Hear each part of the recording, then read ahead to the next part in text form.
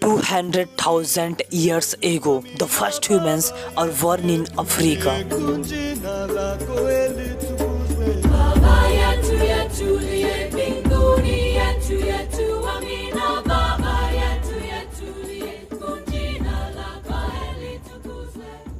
"70,000 years ago, they wandered out of Africa, spreading first to the east. 45,000 years ago, the first humans arrived in Europe. Here they hunt the mammoth.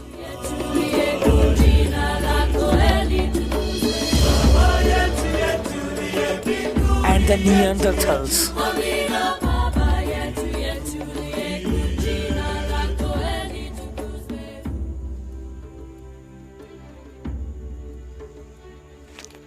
CA 17,000 BC, the first settlements are constructed.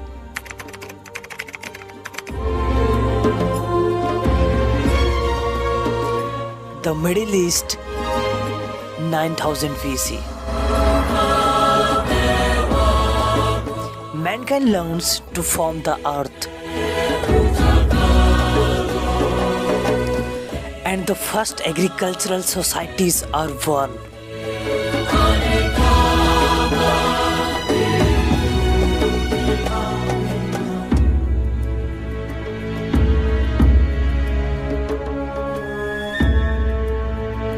Farming is the big leap which sets everything else in motion. From 8000 BC, the first cities begin to appear. Jericho in Jordan and Catalhayok in modern-day Turkey. Mesopotamia 4000 BC. The first great civilization is born. The Sumerian city states.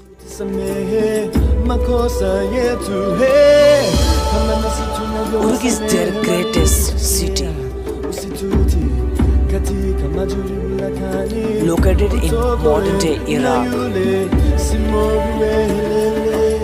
with a population of 20,000.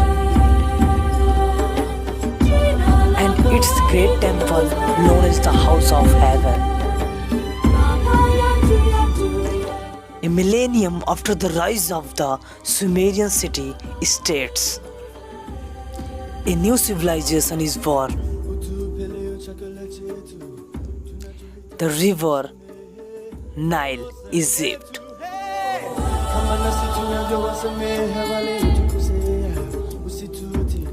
In 2950 BC, King Namer unifies Upper and Lower Egypt, creating the world's first nation-state. He makes the city of Memphis his capital. In 2580 BC, the Sphinx and the Great Pyramids are built.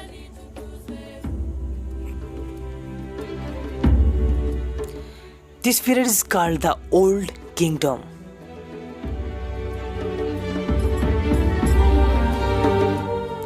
It's the first golden age of Egypt.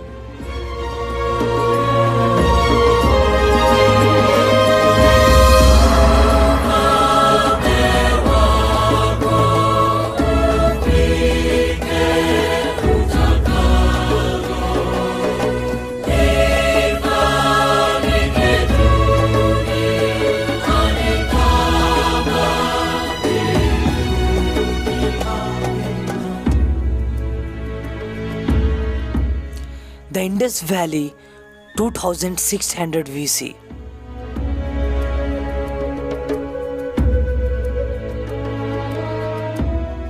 The Indus civilization was larger than both Sumer and Egypt. Their greatest city was Mohenjo Daro.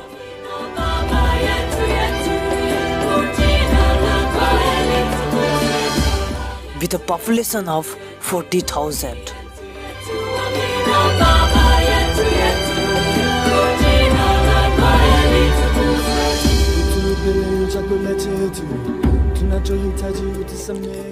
They had a highly organized system of trade.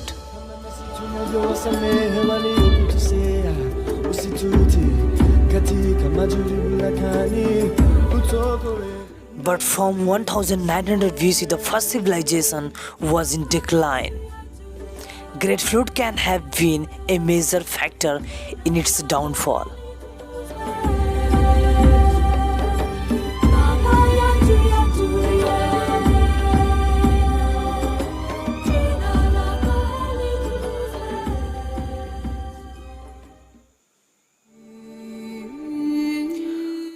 What the first civilizations had in common was water.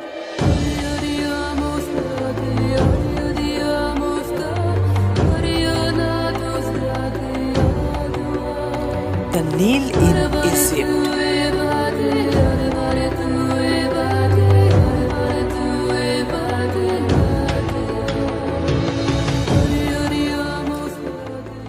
Euphrates and Tigris in Mesopotamia, and the Indus River in Pakistan.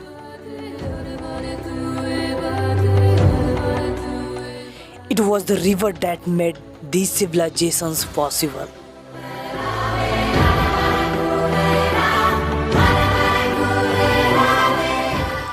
The rivers made the soil fertile, and no place was more fertile than Egypt.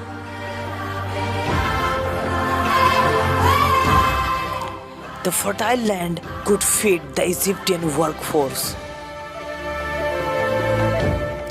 and the Egyptian workers construct the Great Pyramids.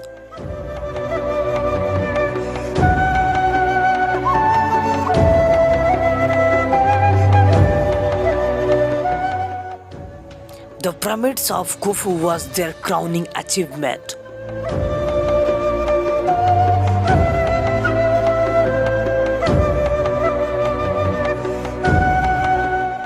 As the population grew, so did the cities.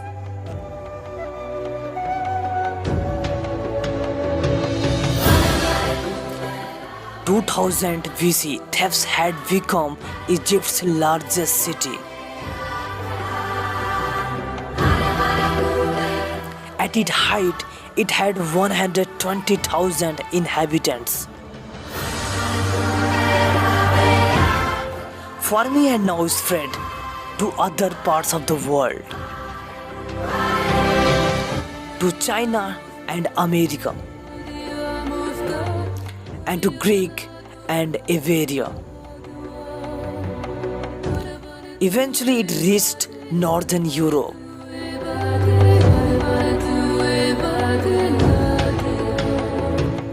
At the same time as the great civilizations in the East. This was the height of North European civilization.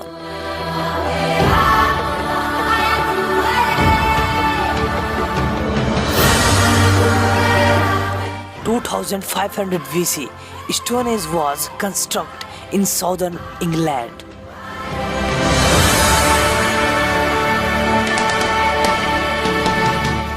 We still don't know how it was built. It probably had some religious function.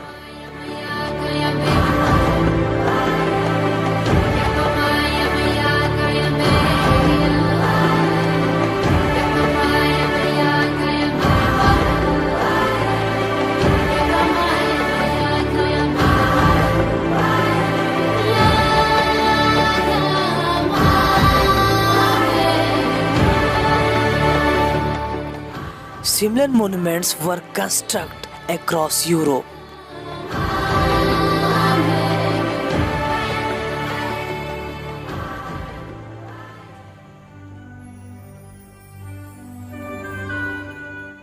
Mesopotamia, 3000 BC. A new kind of material was developed. Bronze, marking the start of the Bronze Age. At the same time, mankind began to write.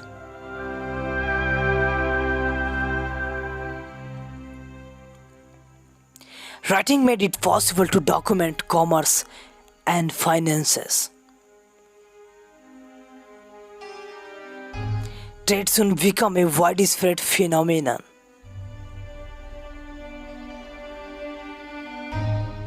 Merchants transported the material used to make bronze.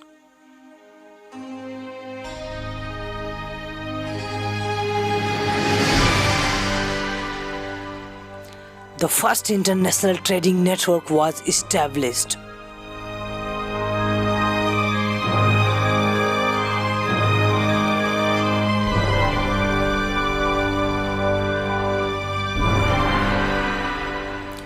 But Bronze Age was also the start of something else. Large-scale warfare.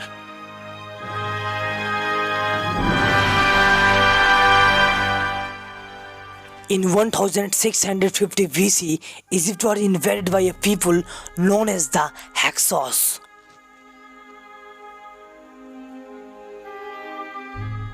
The Egyptians stood no chance against their horse chariots. For 100 years, Egypt would be ruled by the foreign invaders.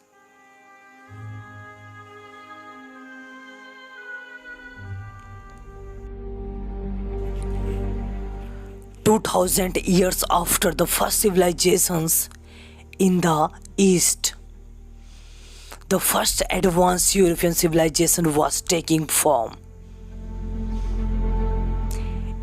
It was on the island of Crete in the Aegean Sea that the Mycenaean culture flourished from 2000 BC.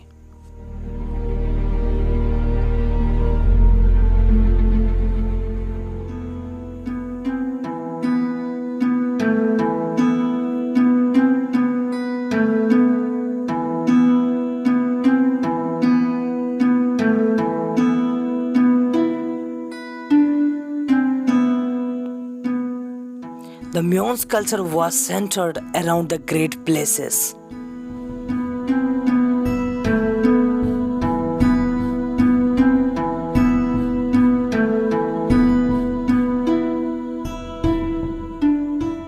The settlement at Knossos was largest.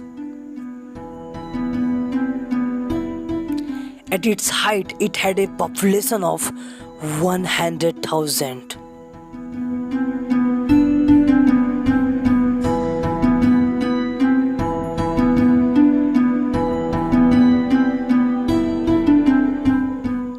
The Mycenaeans' holy symbol was the bull, inspired by the legend of Minotaur. The Mycenaeans' trading network spread out across the Mediterranean Sea.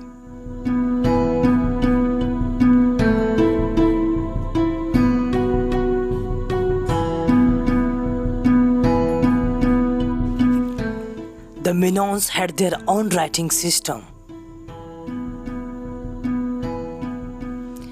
They had written law codes.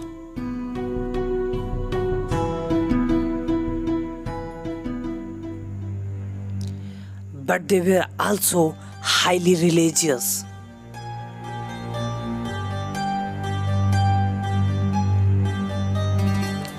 Their strange god demanded offerings, sacrifice of animals, and of humans.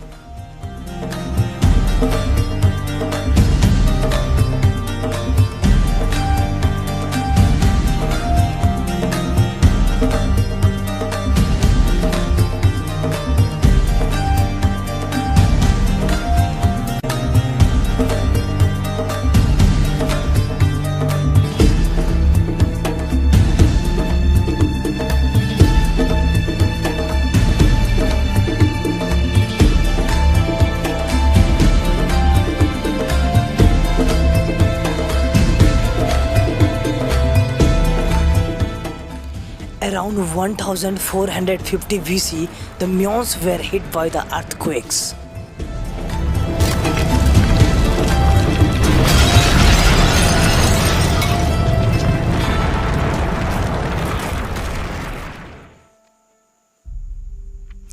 After earthquakes devastated Crete around 1450 BC, the Mycenaean civilization declined.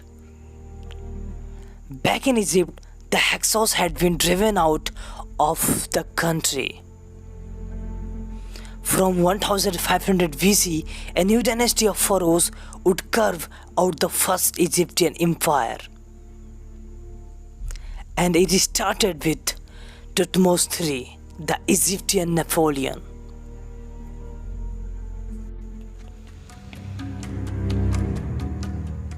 Thutmose III ascended to the throne in 1479 BC.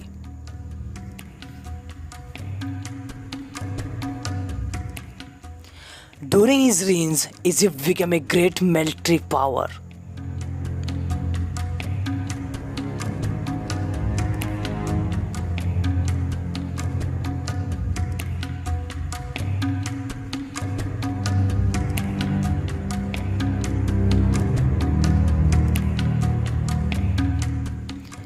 Fortresses were built across the kingdom.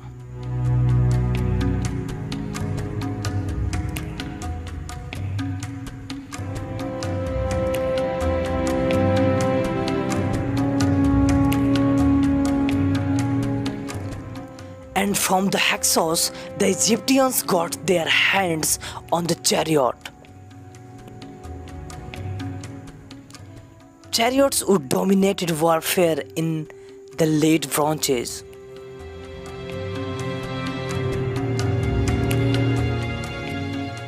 In 1457 BC, an alliance of Syrians were threatening Egypt.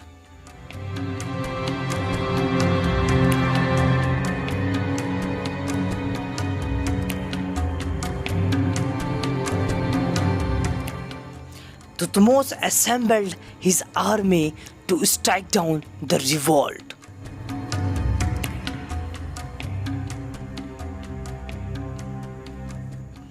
He led his men north.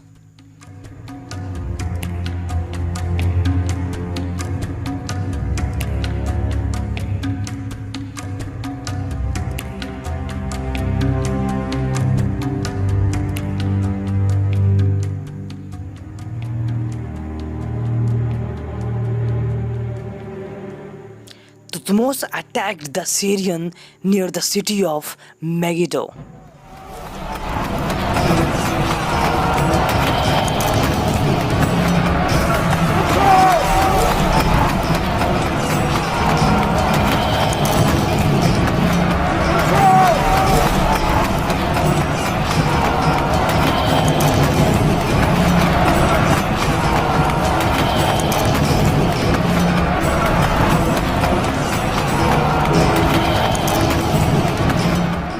The Syrians stood no chance against the Egyptian chariots. Meanwhile, the Egyptian infantry charged the fortress.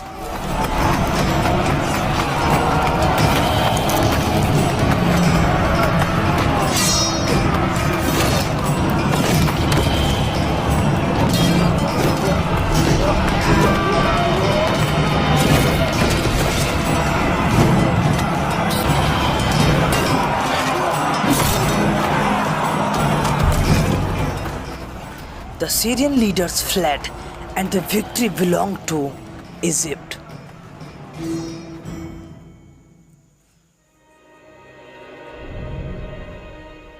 The Battle of Megiddo in 1457 BC is the first recorded battle in history.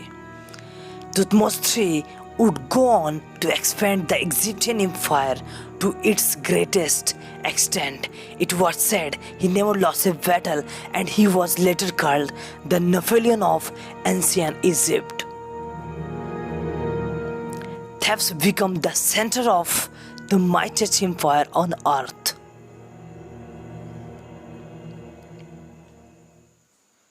1332 BC, Egypt is the most powerful nation in the world. Beset by internal strife, Pharaoh Akhenaten has been poisoned by his most trusted servant. His son, 9-year-old Tutankhamun, is about to be thrust in power.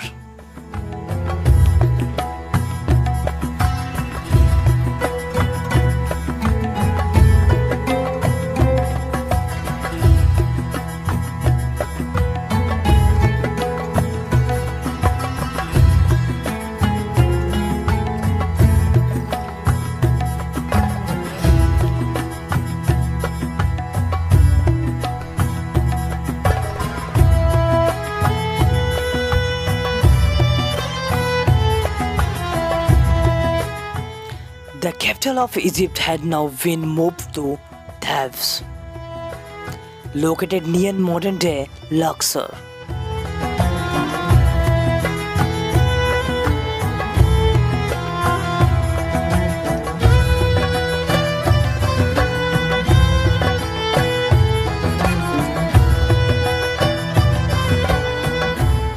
Tutankhamun was a descendant of great Thutmose III. The Egyptians held their ancestors in high regard.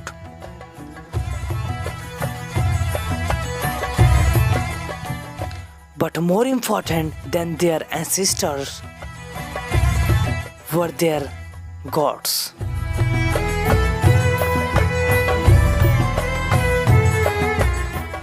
Greatest of the Egyptian deities was Amun-Ra,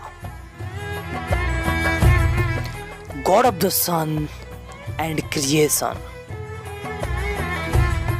The pharaoh was as divine as the gods.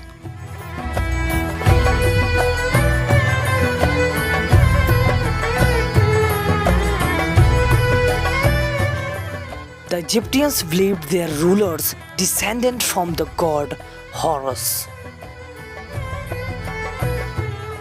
Egypt at the time of Tutankhamun is known as the New Kingdom,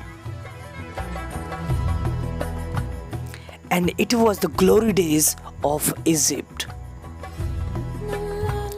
its second golden age.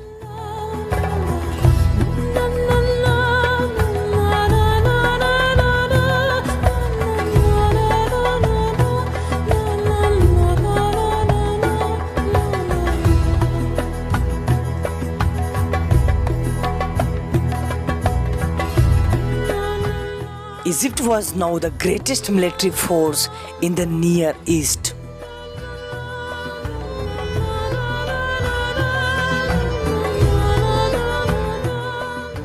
The Hittites from Asia Minor were their great enemy.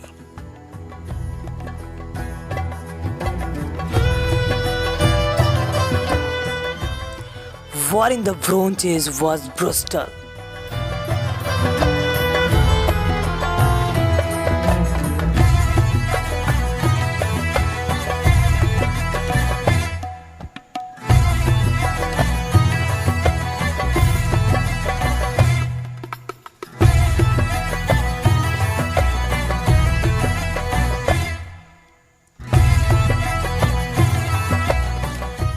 The pharaohs rode their chariots into battle.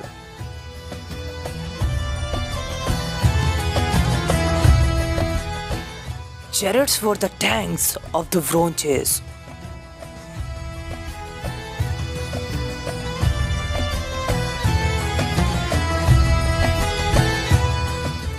They could reach the speed of 16 km per hour.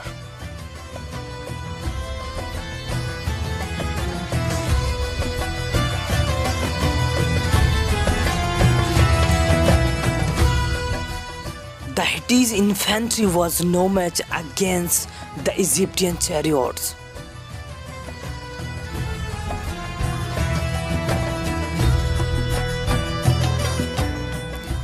The Egyptians were far from simple-minded soldiers. In the New Kingdom, writing had become an integrated part of the state. Writing was used to document trade and taxation.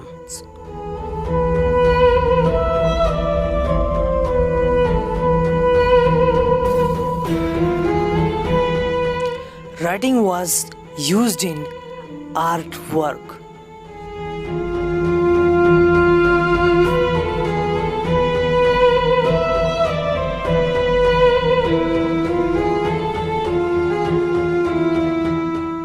Writing was used in construction.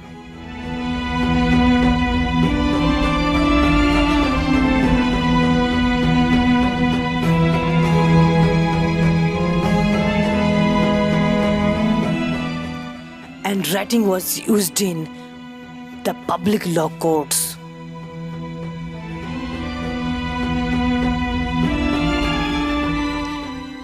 Here they used written laws to pass judgments.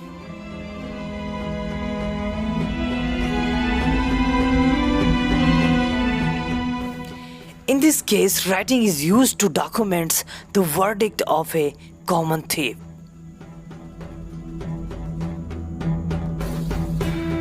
The punishment was burial.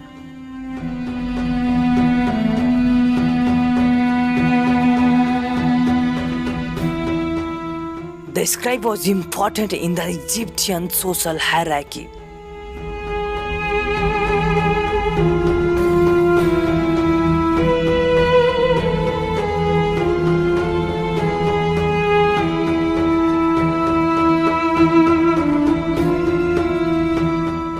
The peasants were the backbone of the Egyptian state.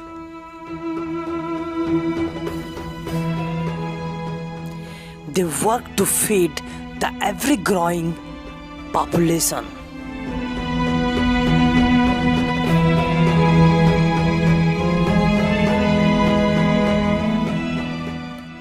In the cities, there were specialized craftsmen.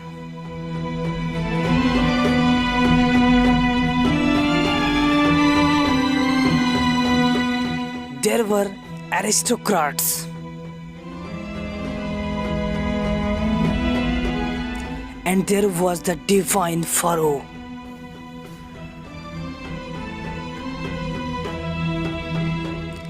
While the peasants worked the soil, the pharaoh dwelt in his palace.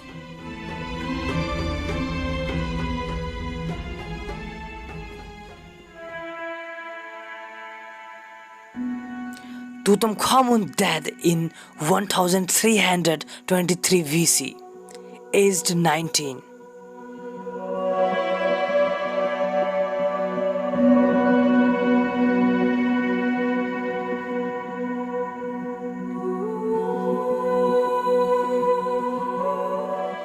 In the Valley of Kings, the pharaohs were buried in magnificent tombs.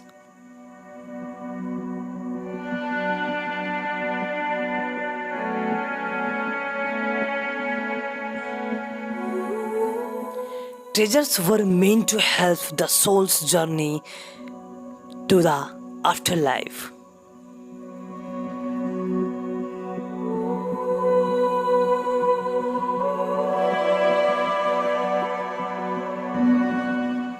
All knowledge of Tutankhamun was erased. His tomb remained undiscovered for over 3,000 years.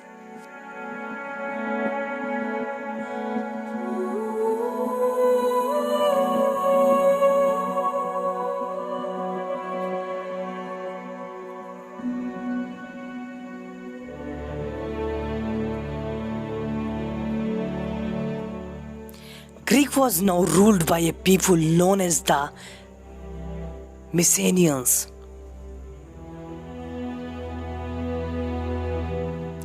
By 1600 BC, the Mycenaeans had conquered most of Greece. They were great warriors.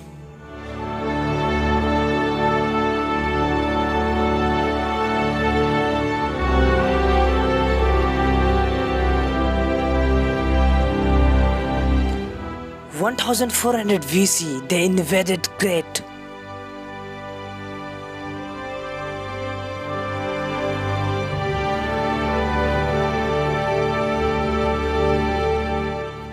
and subjugated the Minoans.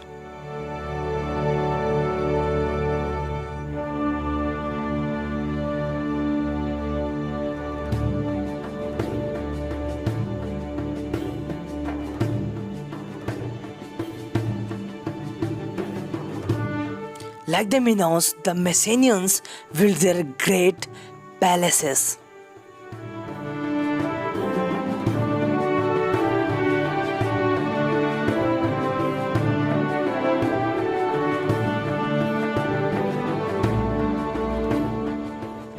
Mycenae was their capital city, and all of Greek was their domain.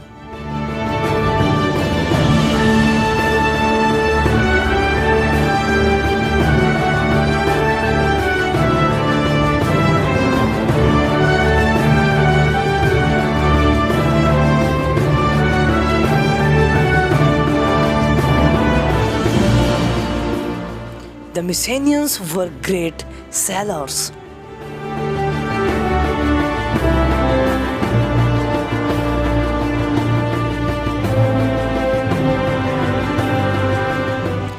They established trading contact with Italy and Sicily.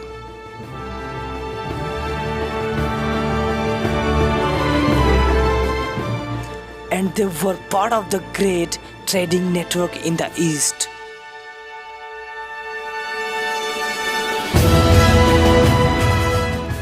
This was the age of legendary heroes. The great Hector,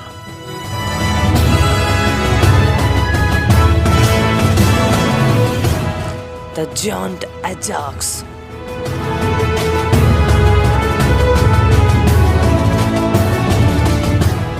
the mighty Achilles,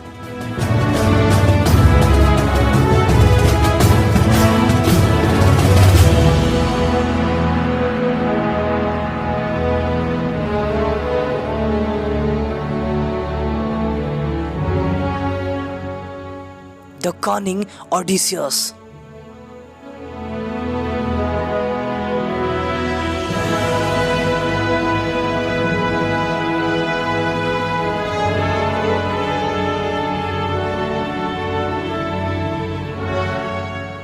Perseus, founder of Mycenae,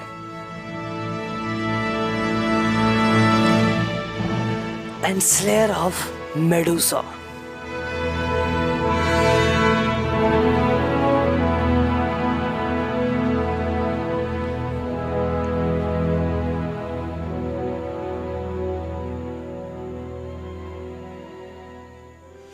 And the greatest hero of them all,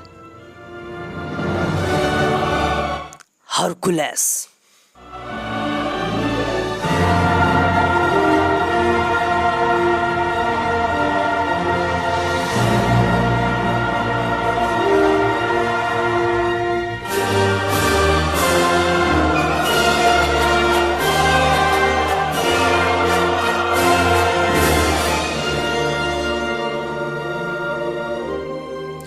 The stories of great heroes of the Mycenaean Age would pass into legend, but the stories were more myth than history. Egypt was still the strongest nation in the known world. And in 1279 BC, the greatest of all Egyptian pharaohs ascended to the throne. Ramesses II.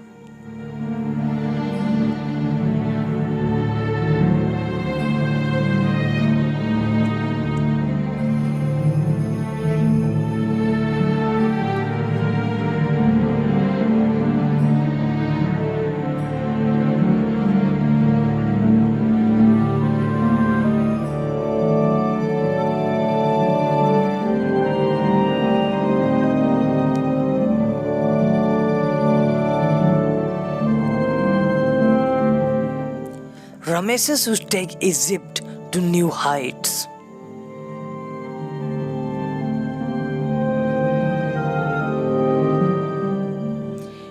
massive manner, the Hittites were expanding their kingdom.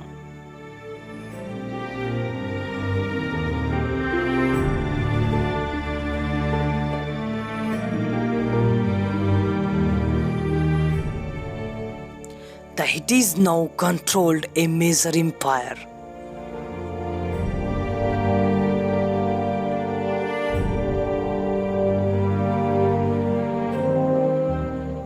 The Hittite king could rival the Egyptian pharaohs.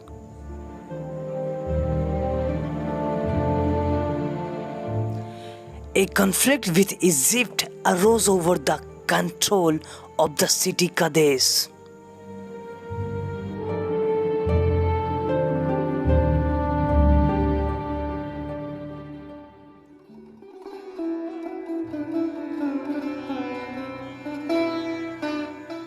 In 1274 BC, Ramesses II led his army north towards Kadesh.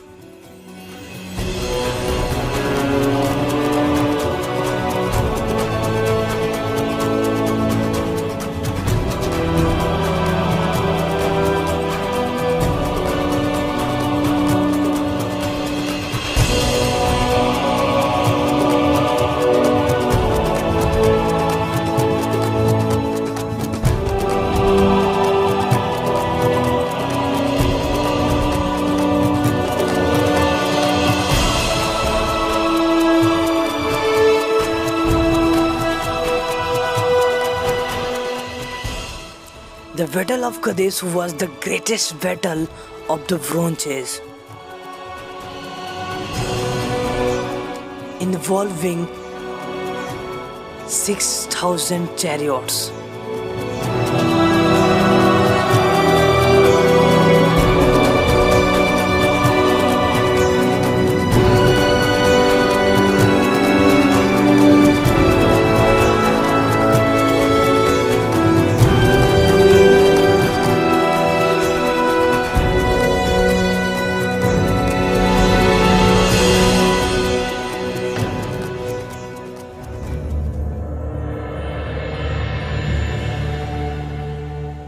Ramesses returned triumphant,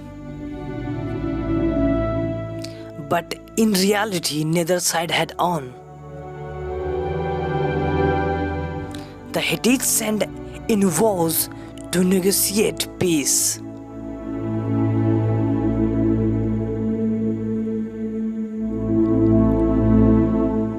A formal peace treaty was struck. It's the first peace treaty known to history. To seal the deal, Hitti's princess was wed to Ramesses. The late Bronze Age was an age of diplomacy. Kings sent emissaries to distant cities.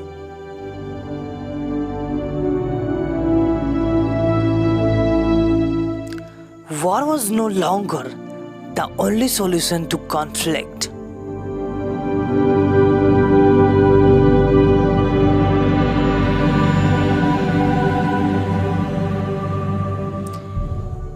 Treaties were struck between the kingdoms. Throughout diplomacy and marriages, the territorial state in the Near East became more connected than ever before.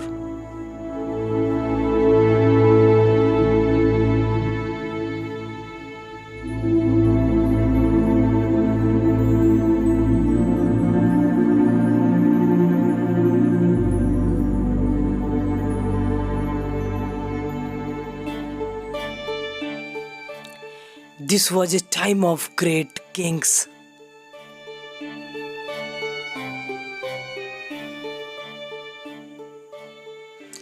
And none were greater than Ramesses II.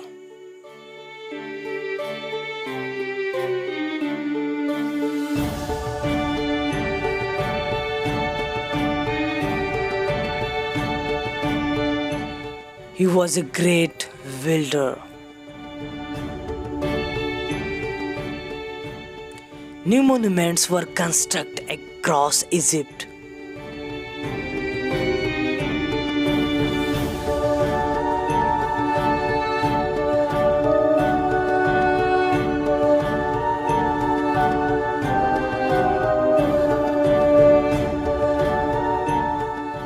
Most of Egyptians' wonders were built by Egyptian workers.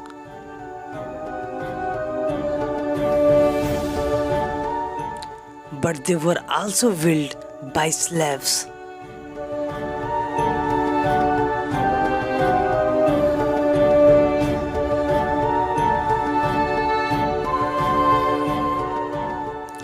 Some of these slaves were Hebrews from Canaan. And it might have been during Ramesses' reign that Moses led them out of Egypt and back to Israel.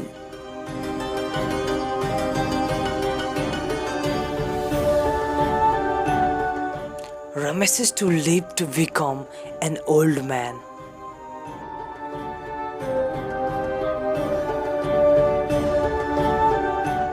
He is known as greatest of all Egyptian pharaohs.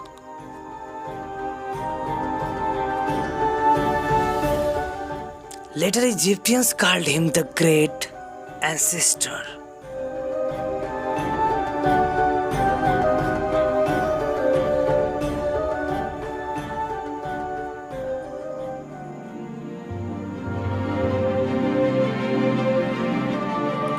The late Bronze Age was an age of international trade.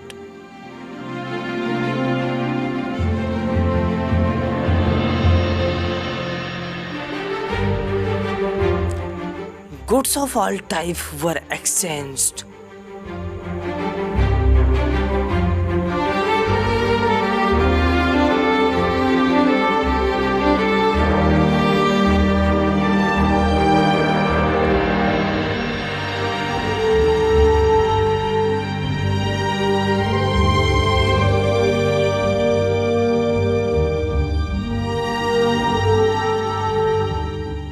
Cities become centers of commerce throughout the Near East.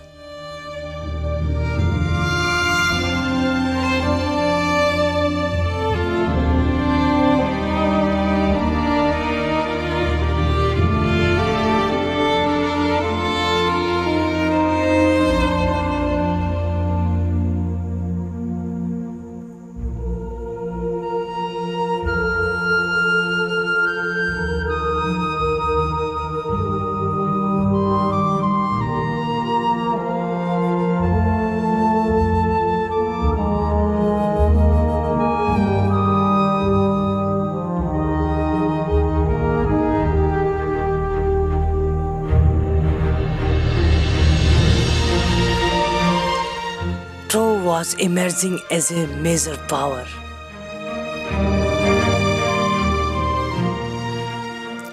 The city controlled the trade with the Black Sea.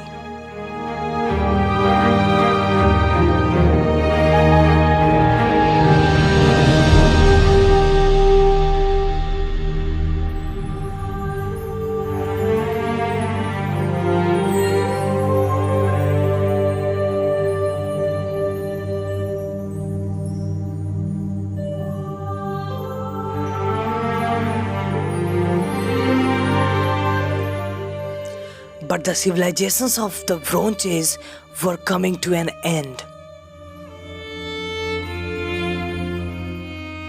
And Troy would be the first to fall.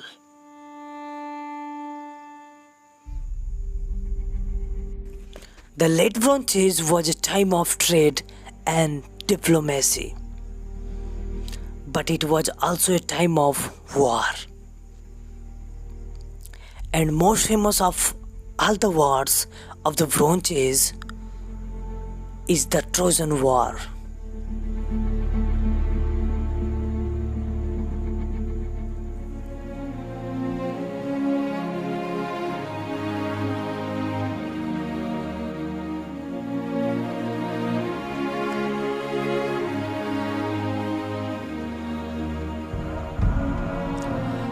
As the story goes, Prince Paris of Troy stole the Mycenaean princess Helen.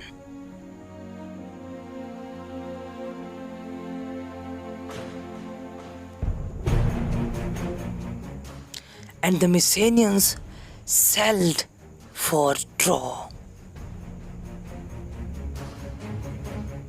to bring back the princess, and one kills the Trojans in the process.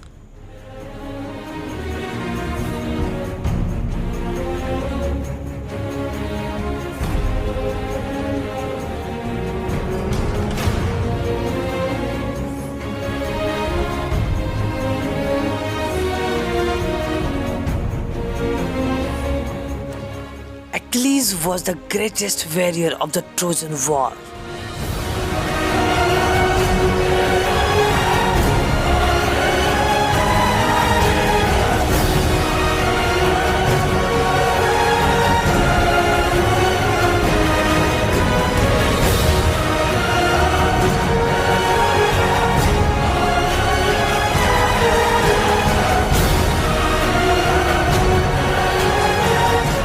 Alexander the Great would later claim to be his descendant.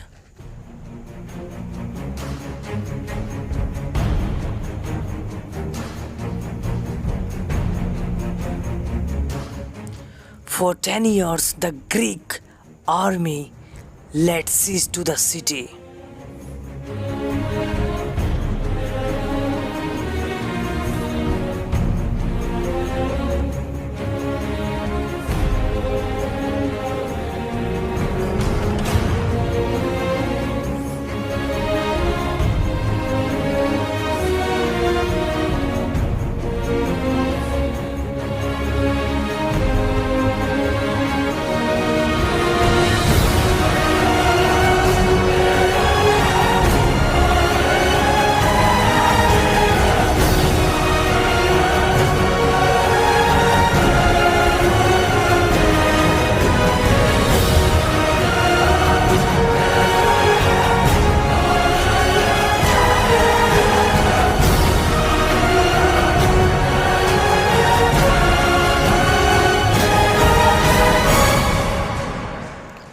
But even though they were vastly superior in numbers, the Greeks could not get through the Trojan defenses.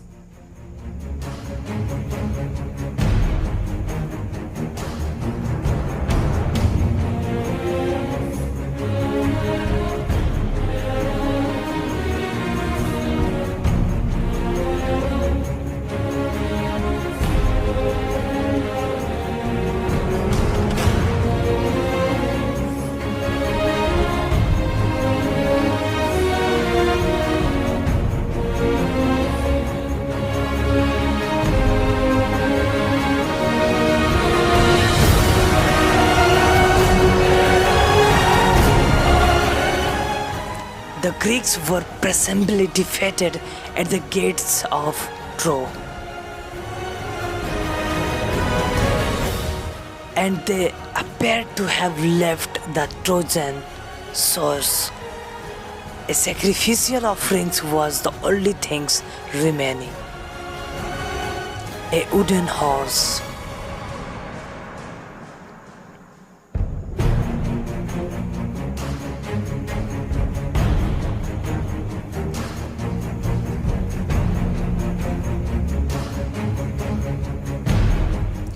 But the horse was not a gift to the gods.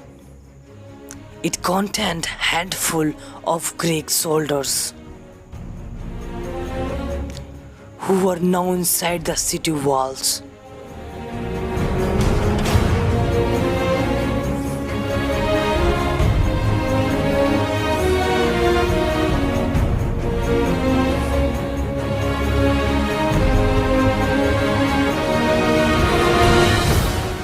Outside the city, the entire Greek army lay in wait.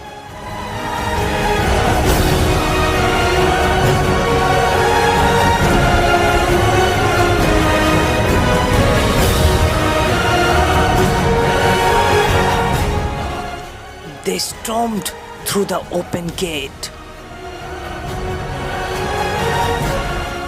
Antro was sacked and burnt to the ground.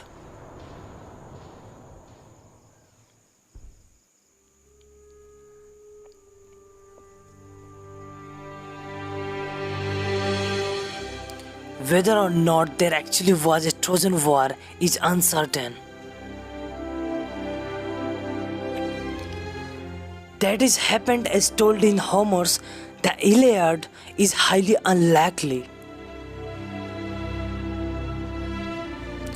But for the people of ancient world, the Trojan War was history. The Greek city-states are claimed a connection with the heroes of the war.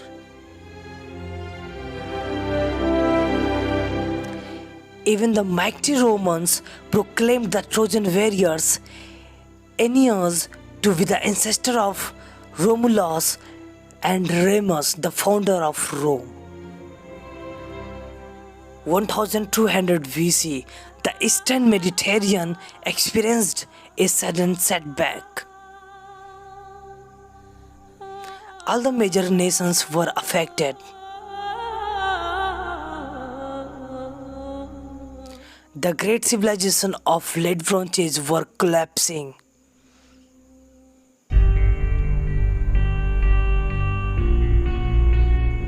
The Near East was hit by drought. River dried out. Crops failed.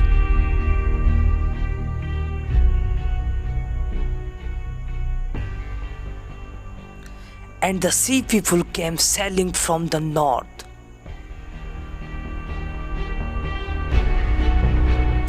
And plundered, pillaged and destroyed.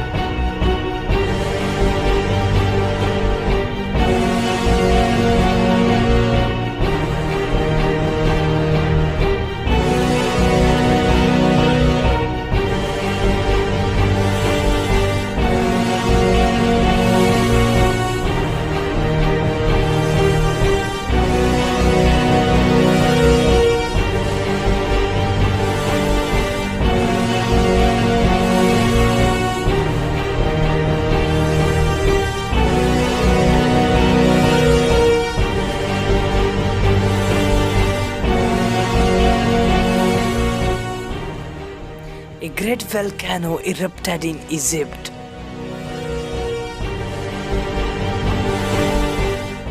Affecting the climate.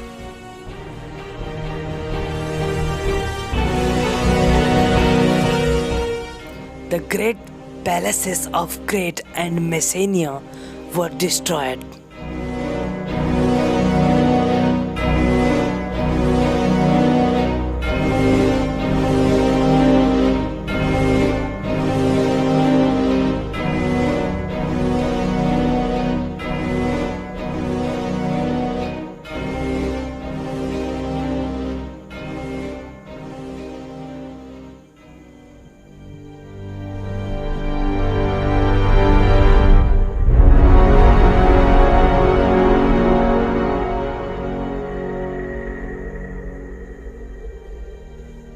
During a 200 years period, the great civilizations of the Bronze Age were either diminished or destroyed.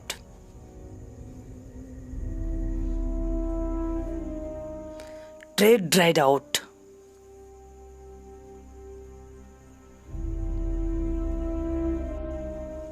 Writing died out.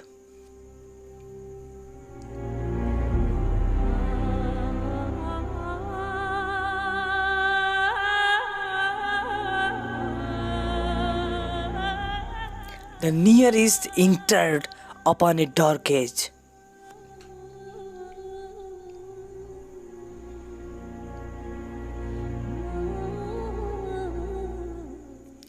will erode and the Near East faded into darkness.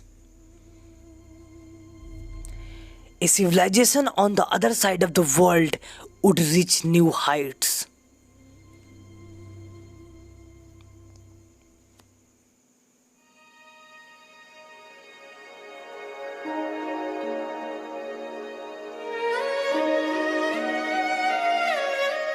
China.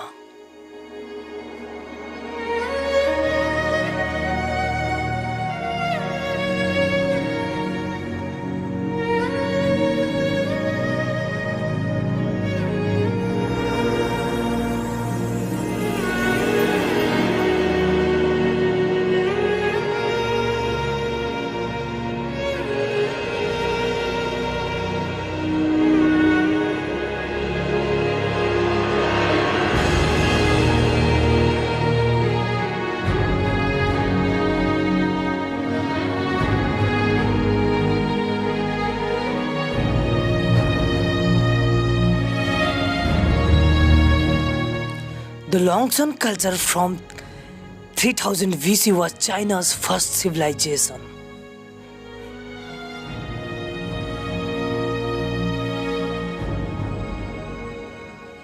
They learned to dam the Yellow River by building great dams.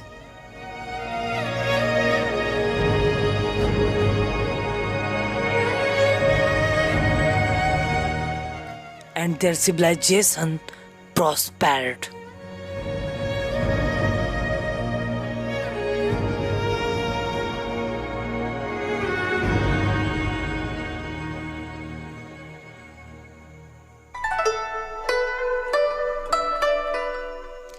In 1766 BC, the first Chinese dynasty was established, the Shang dynasty.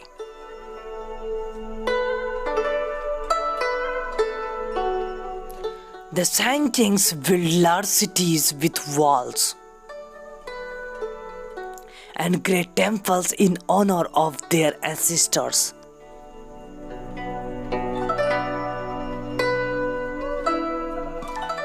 Their civilization was based on agriculture.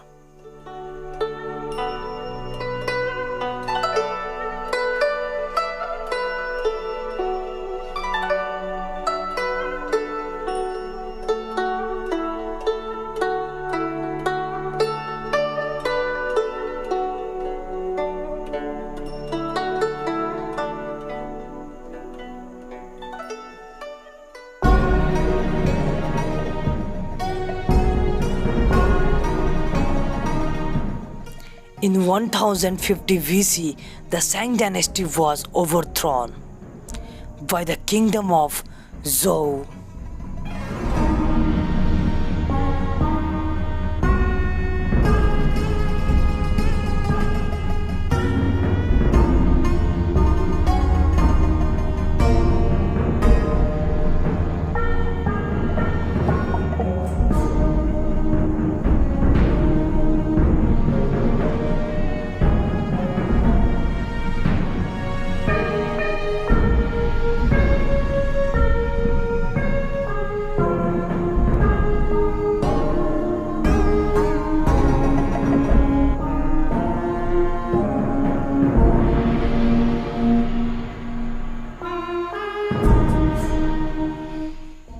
The last Shang king died in flames.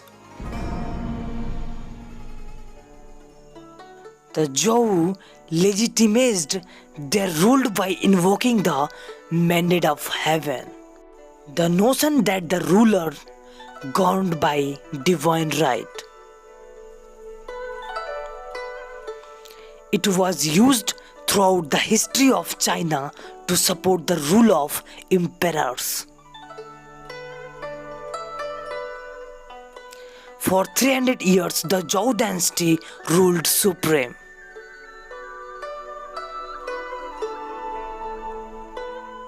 The Chinese kingdom became their vassal states. It was a system similar to feudal Europe.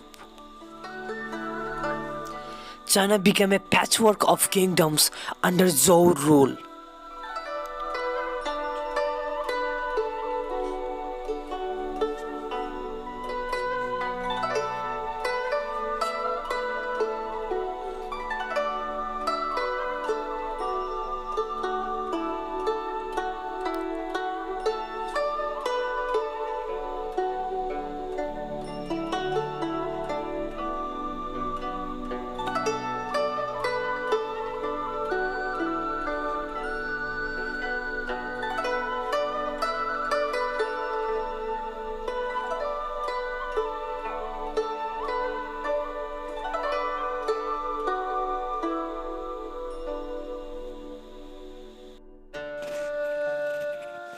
The Zhou expanded upon the Shang's empire.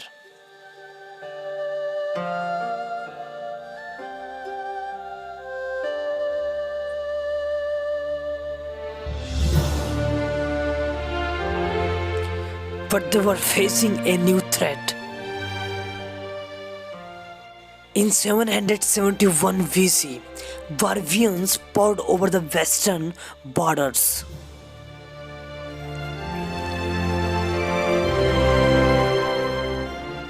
They laid siege to the capital city of Hao.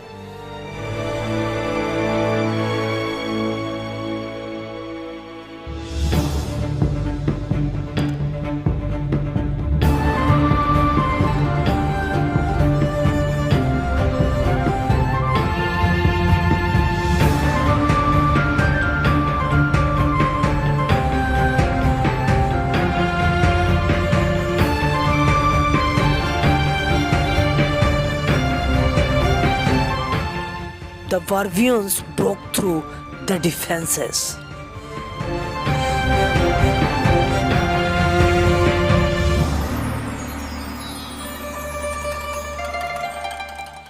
The city was plundered.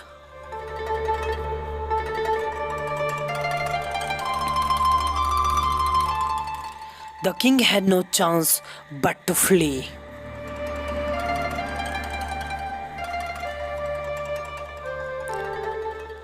After Hao was overrun in 771 BC, the Zhou fled to eastern China.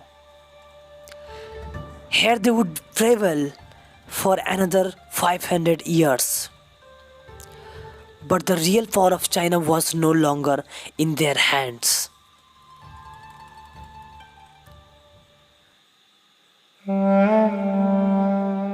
The Near East, 1000 BC. It's the dawn of a new age. By using charcoal as a fuel, blacksmiths are able to make iron.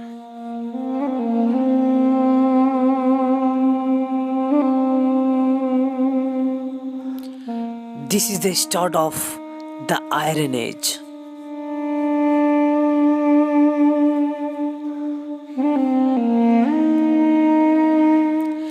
Iron is the harder and sharper than bronze.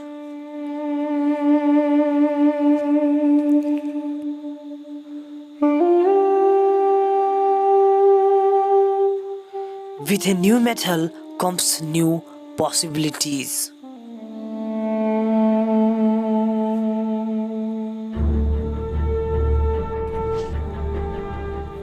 The Phoenicians from Lebanon become master iron smiths.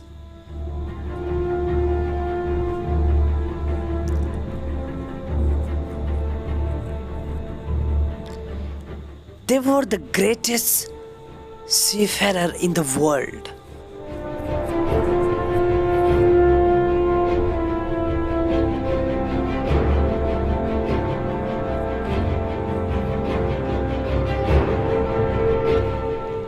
And with new iron kilns, they revolutionized shipbuilding.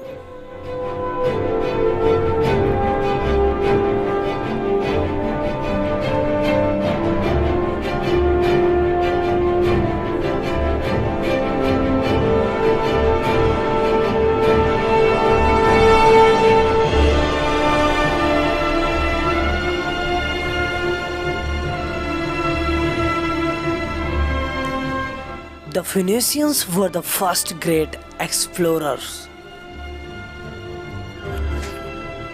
They sailed all over the Mediterranean and into uncharted waters.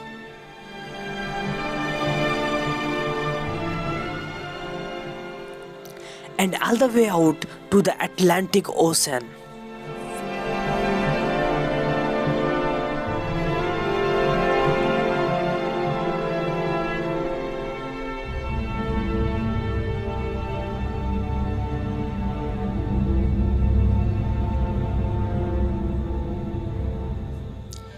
They established trading networks, colonies, and new cities.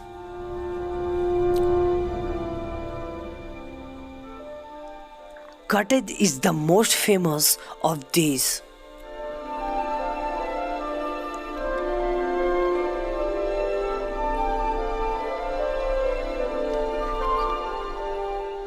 But the Phoenicians' most important contribution to mankind was not shipbuilding, exploration, or trading. It was the alphabet.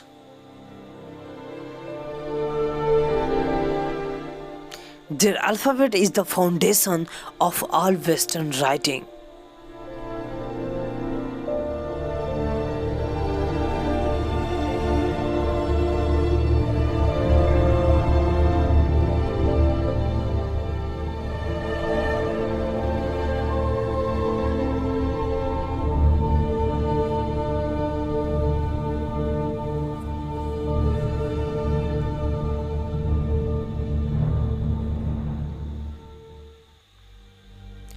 At the same time as the Phoenicians dominated the seas,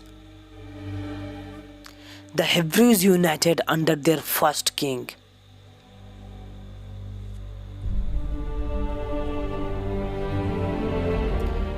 His name was Saul.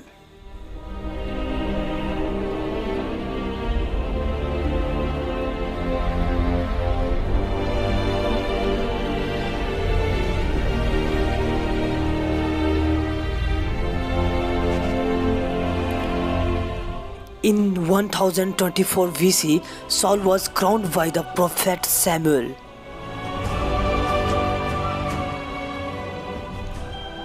He became the first king of Israel.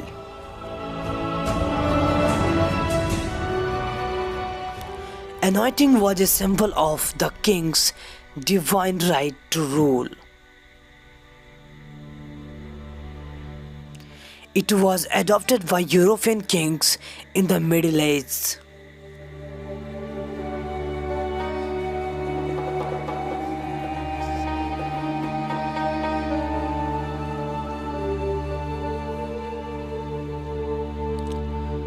The Israelites had differed from all religions of the ancient world.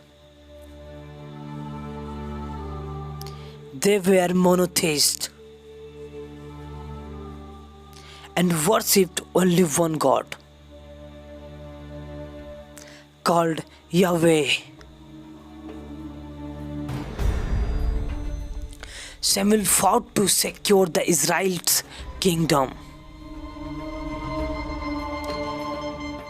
The Philistines were their sworn enemy.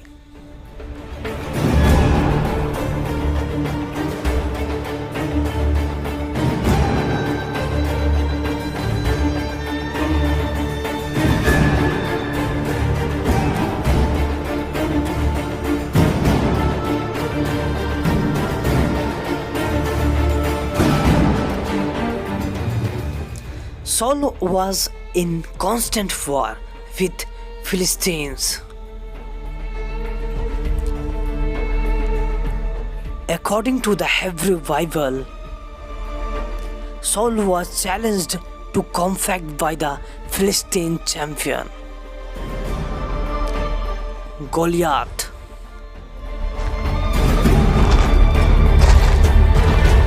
Will one of you fight me?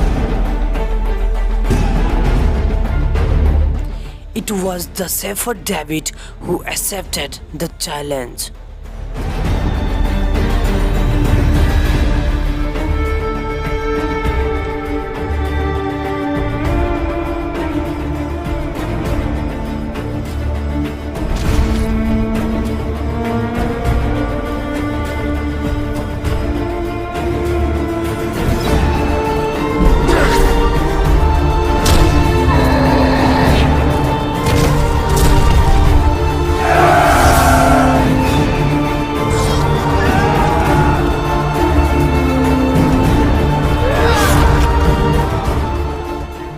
David defeated Goliath, and the Philistines fled the battle.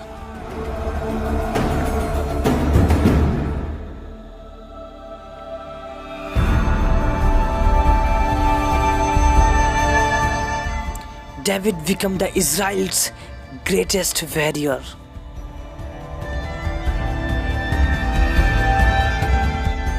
He forgot Israel into a great kingdom.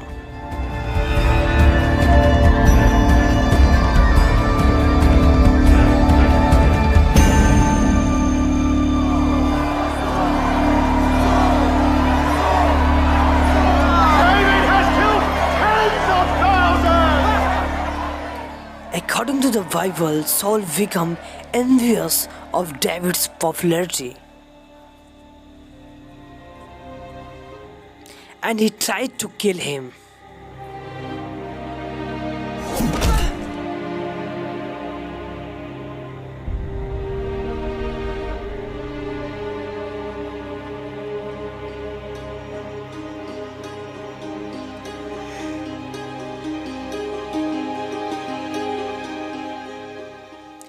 David was forced to flee Israel. Saul continued the fight against the Philistines on his own.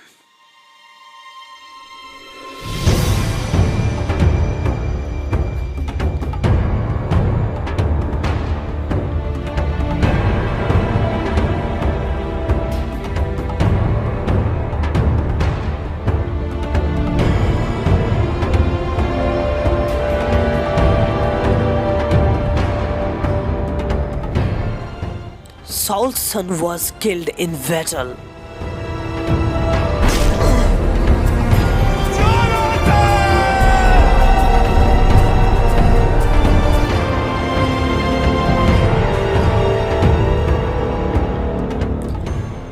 The entire Israelite army perished.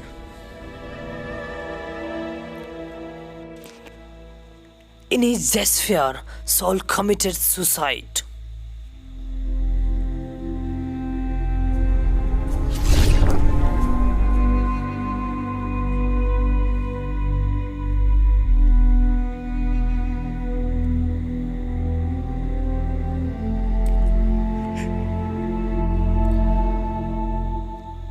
The crown passed on to the exiled David.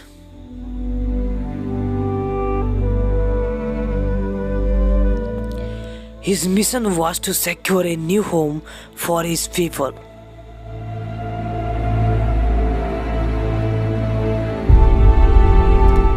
Jerusalem.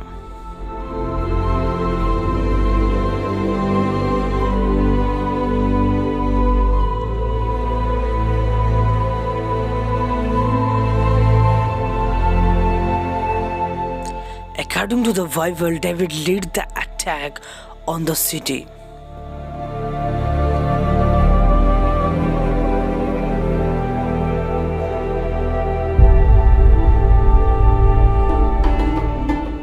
Jerusalem was captured and made capital of Israel.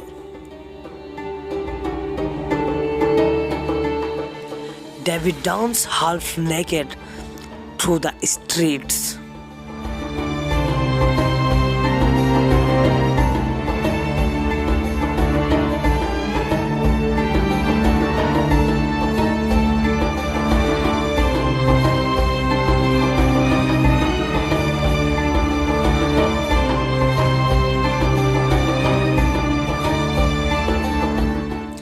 Jerusalem has been the holy city of the Jews ever since. No city in history has been the cause of more joy and sorrow.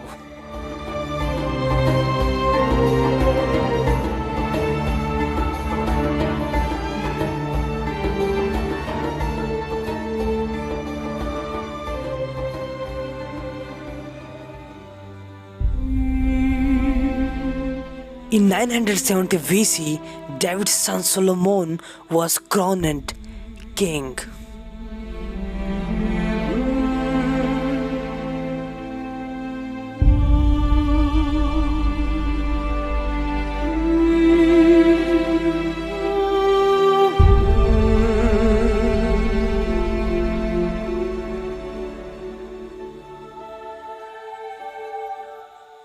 The reign of Solomon was Israel's golden age.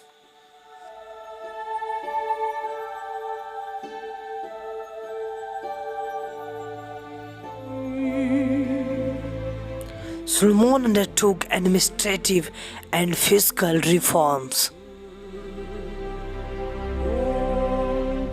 and the kingdom flourished.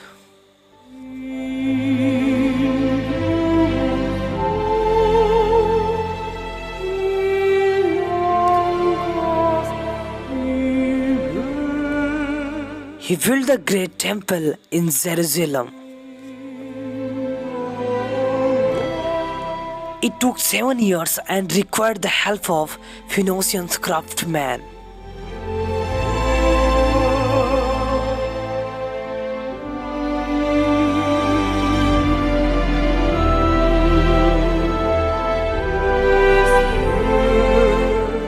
Solomon was known as a wise and just ruler.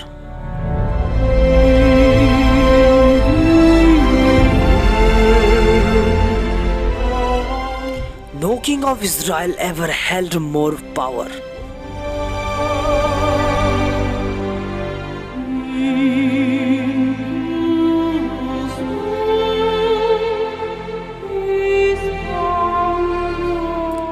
He would later become the ideal Christian monarch.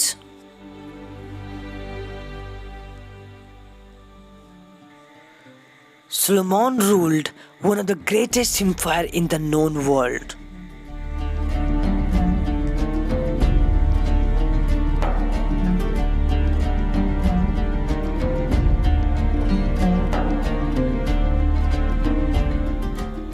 People came from far and wide to meet the king. Here came the queen of Sheba, all the way from Arabia.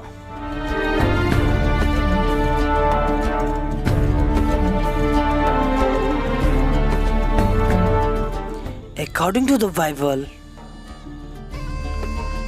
she arrived with a caravan of spices, gold and precious gems. She had traveled all the way from Yemen to meet Solomon, the mightiest monarch in the Near East.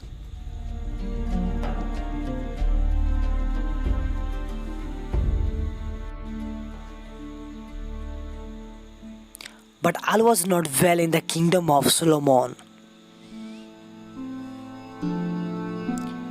To finance the construction of the great temple, Solomon had overtaxed his people. And even worse, he had turned away from God. His people now turned against him. Think not to appease the wrath of Israel with words of remorse, neither will God's anger be turned aside. Because of you, dissension fills the land. The unity of the nation is sundered.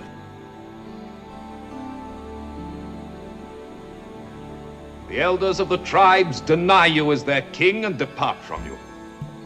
The Lord God will smite you into the dust, and his people will praise his name.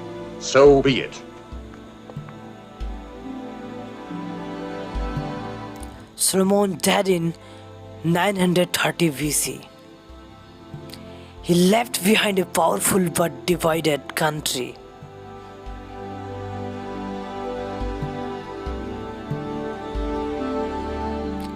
The Egyptian pharaoh seized upon the opportunity.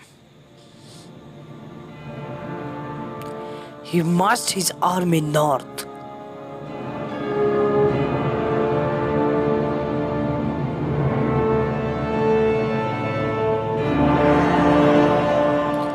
They fell upon Israel with unstoppable force.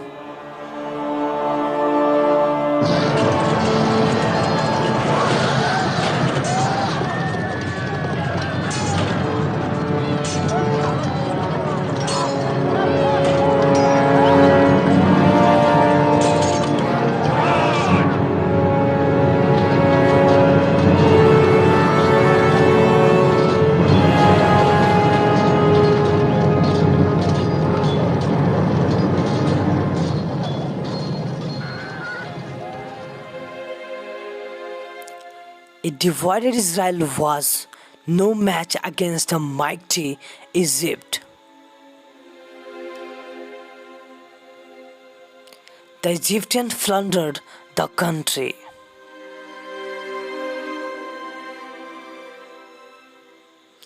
And Jerusalem was sacked.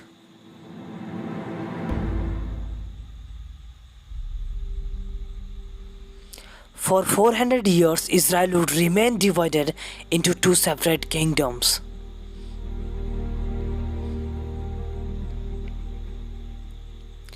Meanwhile, a new superpower was rising in the east.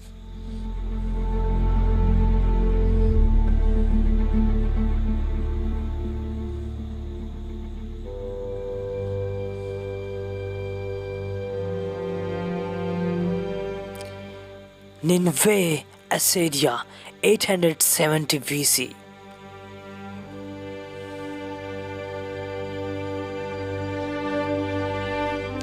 King Ashurnipal II had established a new Assyrian Empire.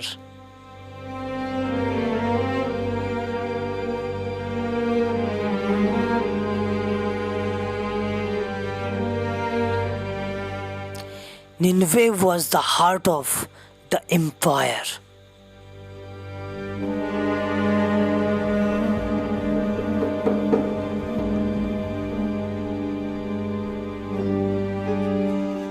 The Assyrian Empire would become the greatest the world had ever seen.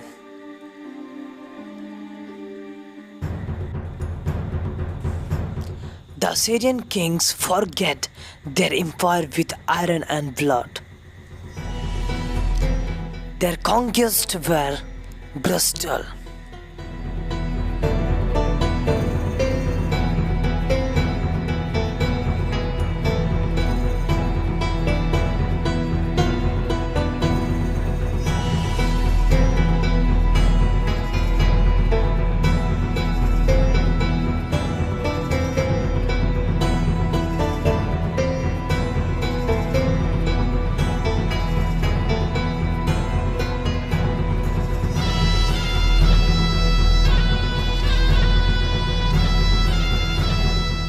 The Assyrians established the first world empire.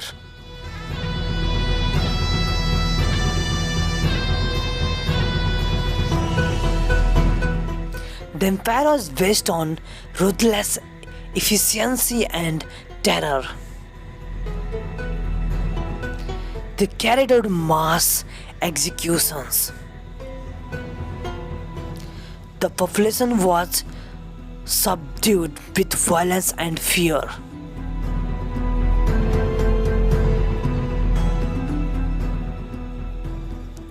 Subjugated people were deported from their homeland.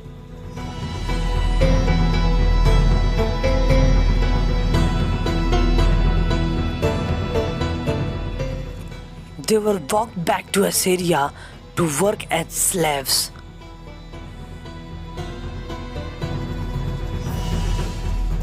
Between 911 and 609 BC, more than 4 million people were relocated.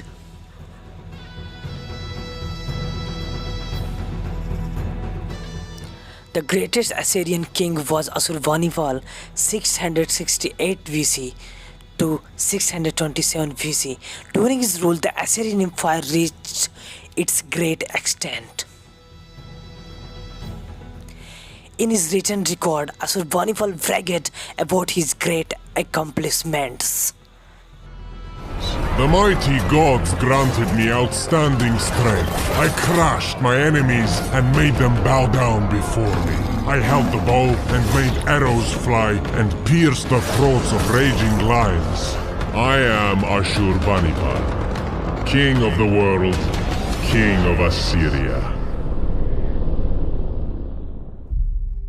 In 612 BC, Nineveh was invaded and the Assyrian Empire collapsed. In its place rose a new empire centered around the greatest city of the ancient world, Babylon.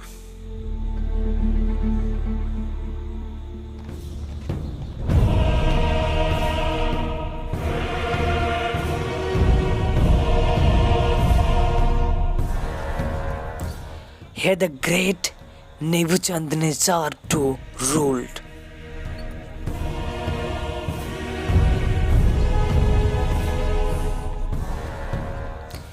He made Babylon into the strongest nation in the Near East.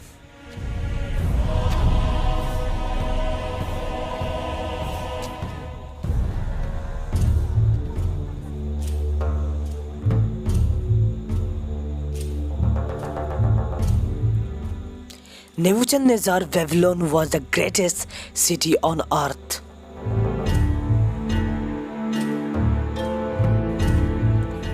He constructed the great Eastern Gate.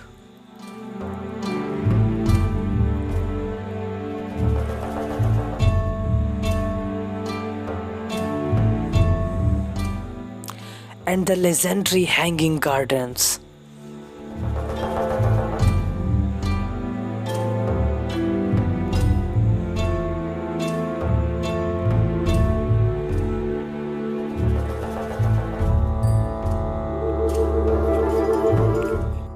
$250,000 people lived in the city.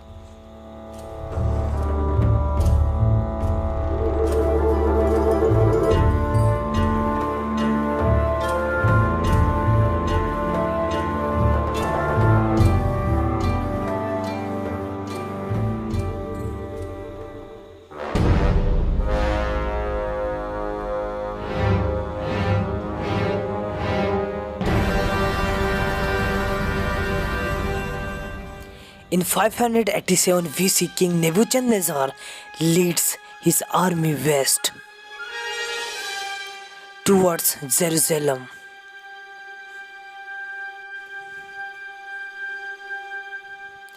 The Israelites had rebelled against their Babylonian overlord.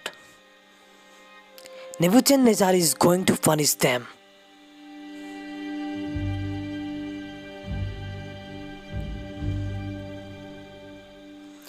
The Israelites flee inside the city walls.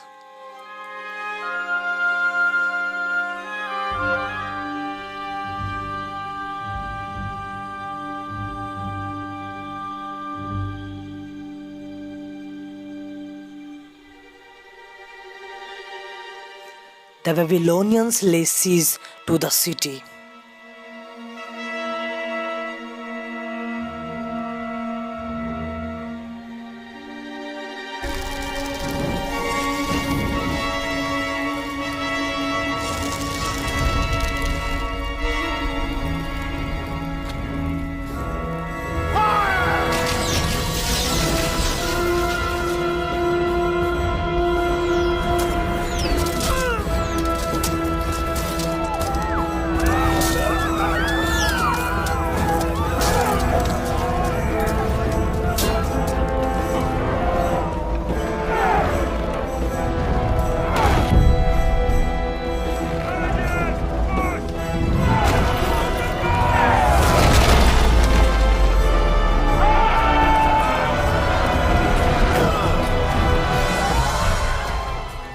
After 18 months of siege, the Babylonians break through.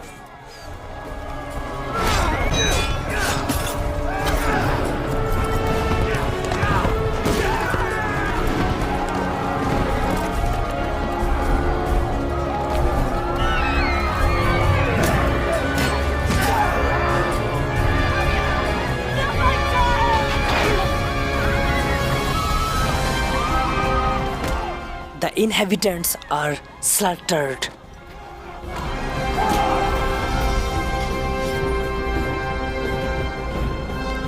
The city is plundered.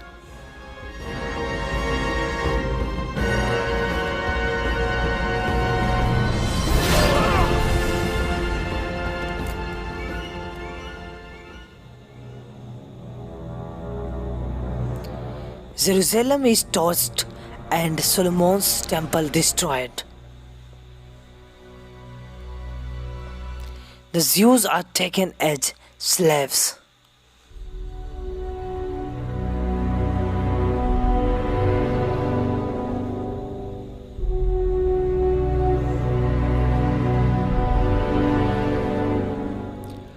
They are walked back to Babylon to live in exile.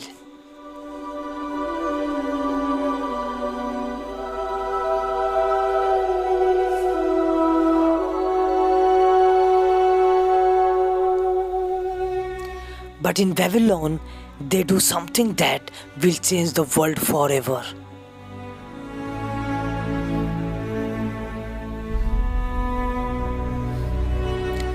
They write down their beliefs and their history.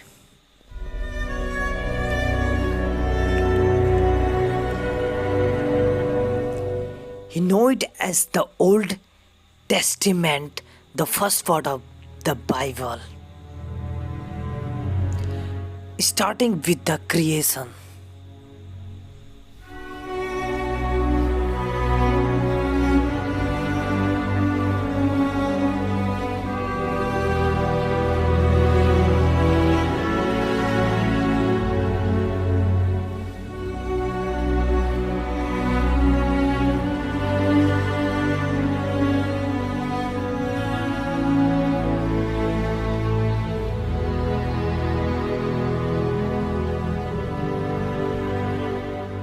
The original sin.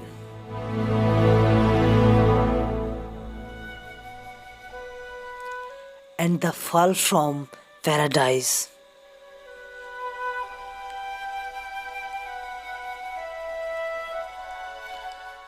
Noah's Ark.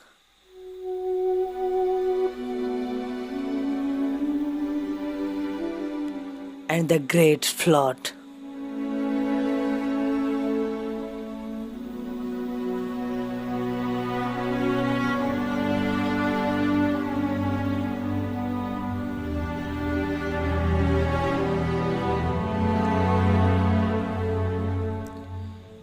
The call of Abraham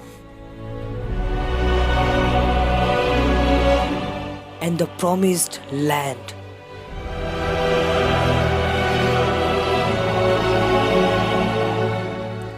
The enslavement in Egypt.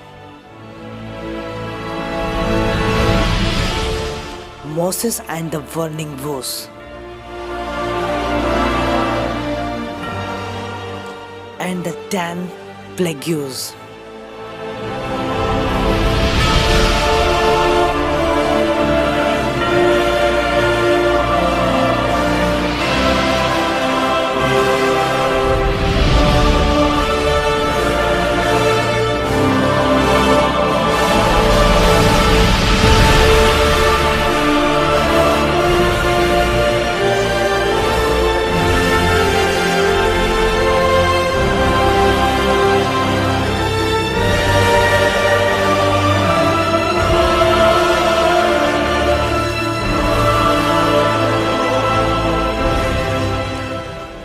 Exodus.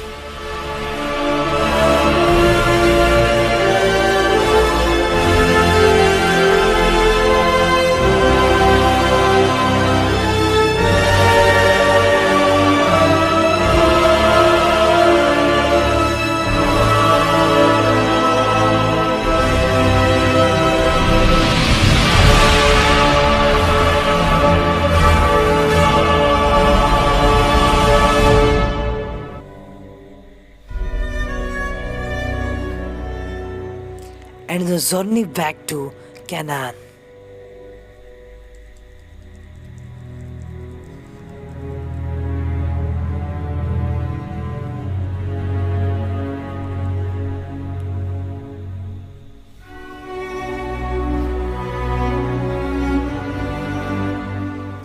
The text written in Babylon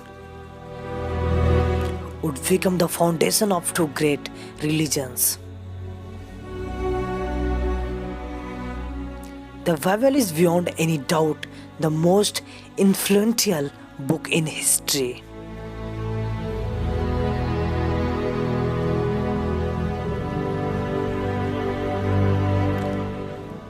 The Jews lived in exile in Babylon for 50 years,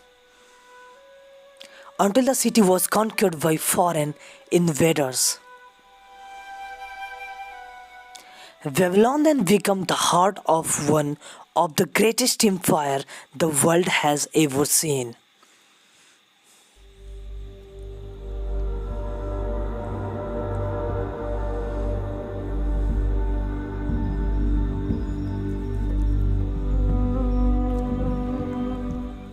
In 550 BC, the Persian king Cyrus the Great rose in rebellion against his sovereigns, the Medes.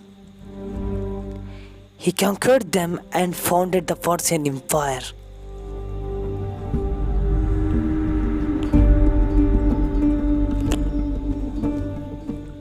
The city of Ekbatana in modern-day Iran became his capital.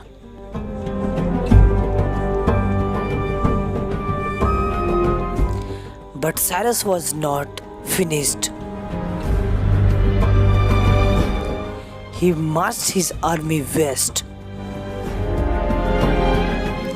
toward the kingdom of Lydia.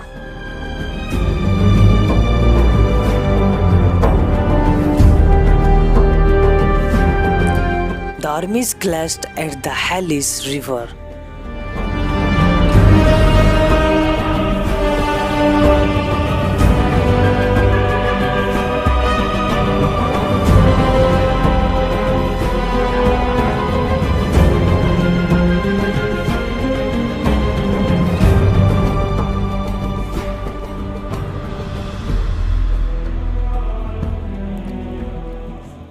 In 546 BC, Cyrus captured the Lydian capital of Sardis, and he marched on.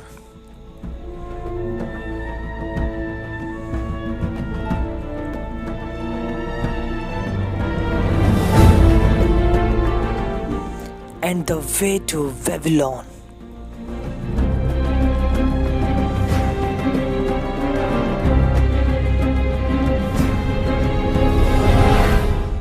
In 539 BC, the Persians attacked the city.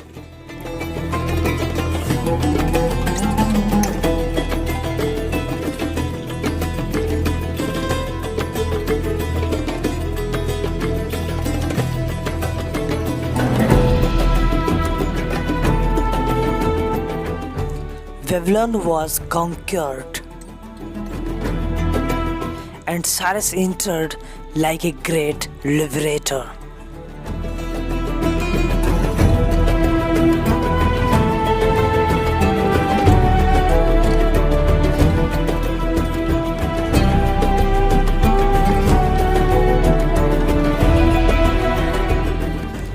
The greatest city on earth now belonged to Cyrus.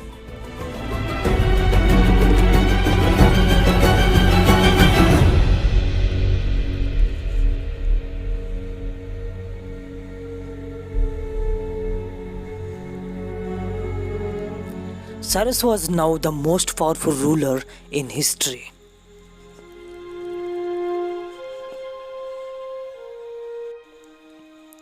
By 500 BC, the Persians ruled most of the known world.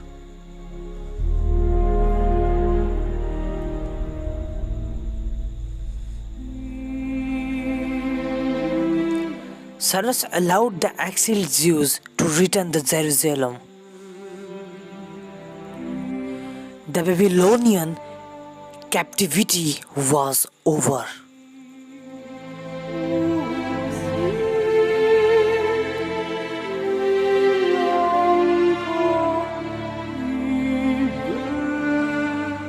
The Israelites could finally return to their homeland.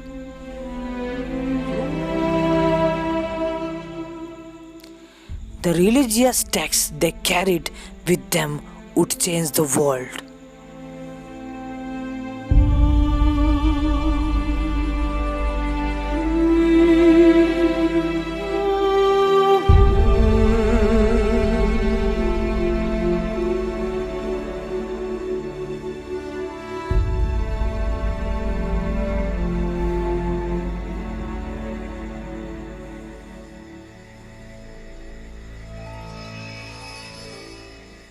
The Persian Empire stretched from Egypt in the west to the Hindu Kush in the east.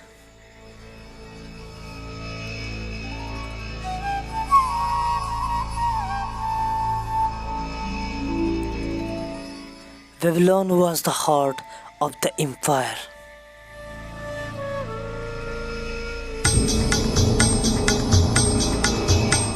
Here the kings kept their harem.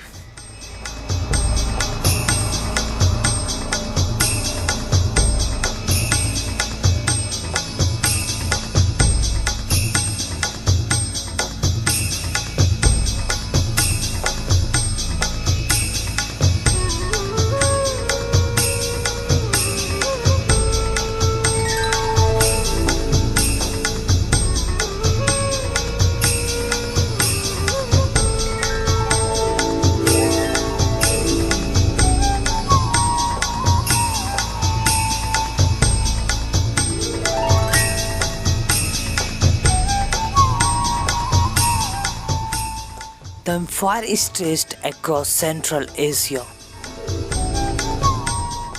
all the way to Bactria.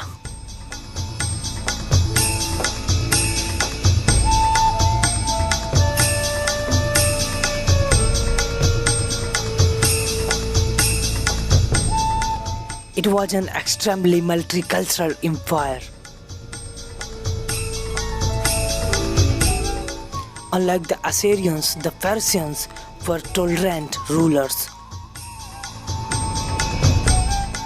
The people were allowed to keep their national identities.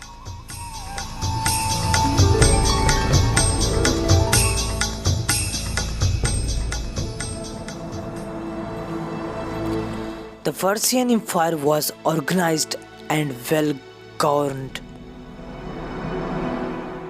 It was divided into provinces governed by royal satraps. There was effective systems of communication.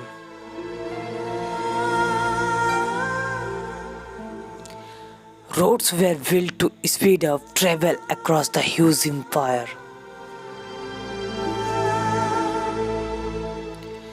A royal highway was constructed.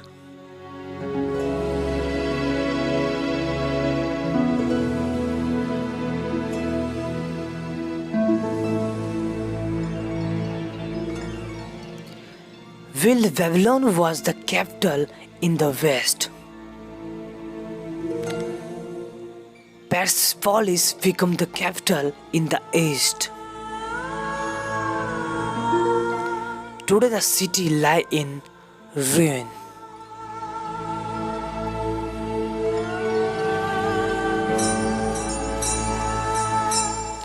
But it was once a magnificent city.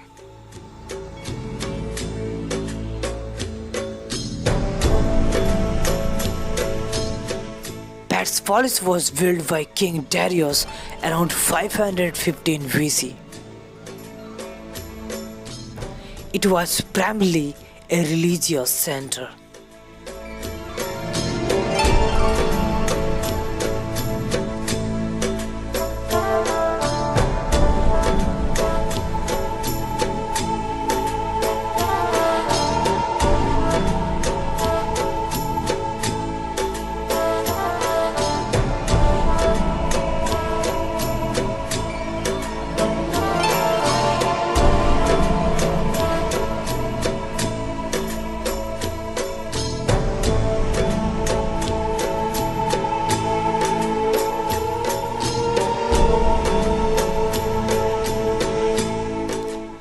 Emissaries came from every corner of the empire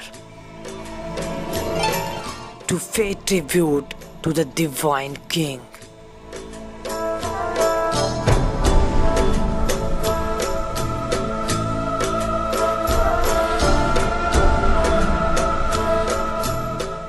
The Persian king ruled with absolute authority.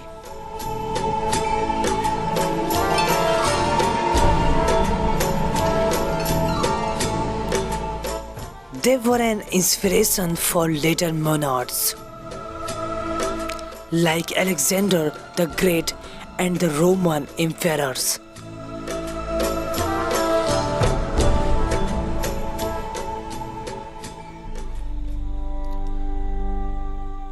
The Persian kings were like gods. They were the king of kings. The world belonged to them.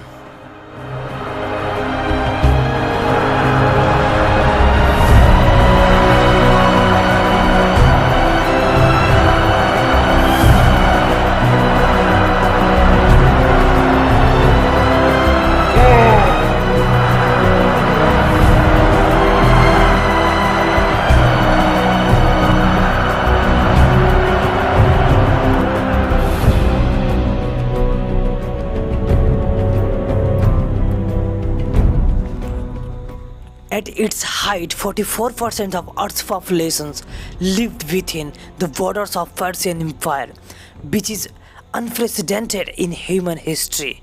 Having conquered their rivals in Asia, the Persian kings turned their gaze towards the west, to the city-states of Greek.